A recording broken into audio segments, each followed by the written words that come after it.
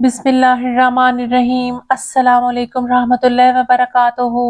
हज़ूर पाक सल्लल्लाहु अलैहि वसल्लम की हदीस है जिसका तर्जुमा है, ए इंसान तुझे तेरे अमाल के मुताबिक जांचा जाएगा। इसका मतलब ये है कि जो हमारे अमाल होंगे हमें इनके मुताबिक ही अल्लाह पाक इनाम देगा।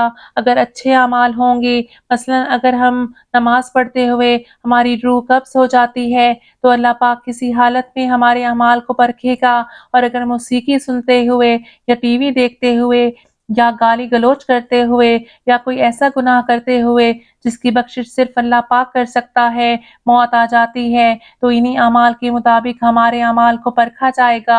इस बात को तफसीलन बयान करने का मकसद ये है कि इंसान जिस हालत में होगा, इसको अगर इसी हालत में मौत आ जाती है तो क़यामत वाले दिन भी उसी हालत में उठाया जाएगा। पेशन गोई यही है कि क़यामत वाले दिन सबको अपनी-अपनी पड़ी होगी।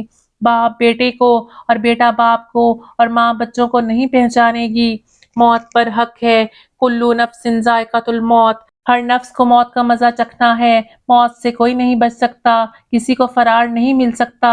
हैवान हो, चरिंद, इंसान या जिन, सबको मौत आनी ही आनी है, क्योंकि ये दुनिया आरज़ी है।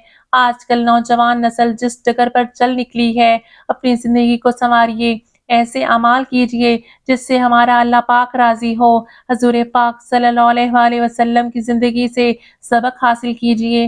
ज़िंदगी बहुत मुख्तसर है, सिर्फ़ आँख का झपकना और खोलना है, इसकी मुद्दत इतनी ही है। ये दुनिया, इसके रंग सब आरज़ी हैं। इन्हीं राहों पर चलते हुए ज़िंदगी की कब शाम हो जाए कुछ पता नहीं, इसलिए आने वाली ज़िंदगी की तैयारी कीजिए, नमाज की पाबंदी कीजिए।